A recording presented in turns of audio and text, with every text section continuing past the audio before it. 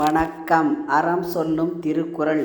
இந்த பகுதியில் இன்றைக்கு அதிகாரம் 4 அரண் வலியுறுத்தல். குறள் எண் 8. வீழ்நாள் படாமை நன்று ஆற்றின் அஃது ஒருவன் வாழ்நாள் வழி அடைக்கும் கல். வீழ்நாள் படாமை என்று சொன்னால், அதாவது ஒரு மனிதன் தன்னுடைய வாழ்நாளிலே ஒரு நாளை கூட வீணாகாத வகையிலே நன்று ஆற்றின் நல்ல செயல்களை செய்தால், அறச் செயல்களை செய்தால், அஃது ஒருவன் வாழ்நாள் வழி அடைக்கும் கல். அந்த அறச் செயல்கள் அவனுடைய வாழ்க்கையின் வழியை அடைக்கும் கல் போல செயல்படும். அதாவது மறுபிறவியை தடுக்கும் ஒரு தடையாக செயல்படும் என்கிறார் வள்ளுவர். குறளின் விளக்கம். ஒருவன் அறம் செய்ய தவறிய நாள் ஏற்படாதவாறு அறத்தை செய்வானானால் அதுவே அவன் உடலோடு வாழும் நாள் வரும் பிறவி வழியை அடைக்கும் கல் ஆகும். இந்த குறளின் தத்துவம் என்னவென்றால், அறச் செயல்களை தொடர்ந்து செய்வதன் மூலம் வரும் துன்பங்களை தடுக்கலாம். துன்பங்கள் வரும் வழியை அடைக்கும் கல்லாக அந்த அறச்செயல்கள் அமையும்.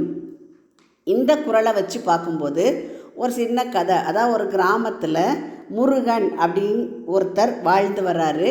அவர் தன்னுடைய வாழ்நாளிலே ஒரு நாளை கூட வீணாக்கலை.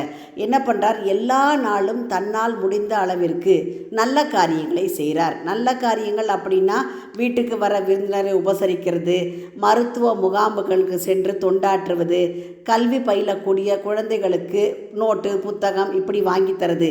இப்படி அறச்செயல்களை தொடர்ந்து செய்து கொண்டே வருகிறார். அப்போ அவருக்கு என்ன ஆகுதுன்னா, வாழ்க்கையிலே ஒரு பெரிய கஷ்டம் ஒன்று வருது.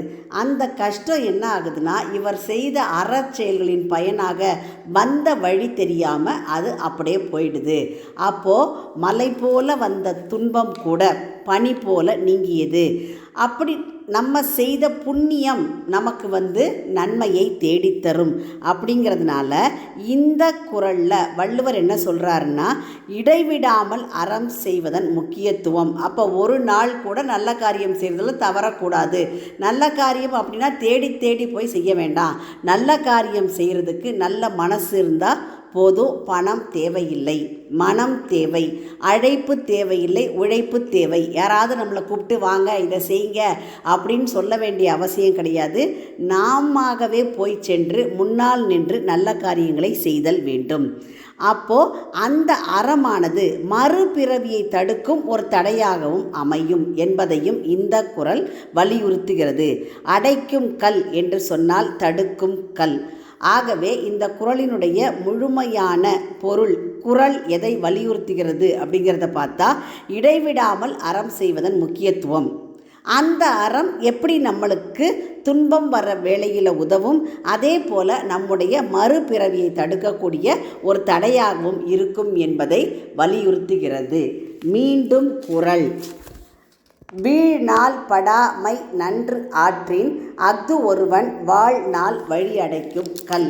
உங்கள் இல்ல குழந்தைகளின் மனதிலே தினம் ஒரு திருக்குறள் பதிய எங்கள் சேனலை சப்ஸ்கிரைப் பண்ணுங்கள். லைக் பண்ணுங்கள், ஷேர் பண்ணுங்கள், சப்ஸ்கிரைப் பண்ணுங்கள், கமெண்ட் பண்ணுங்கள். நன்றி.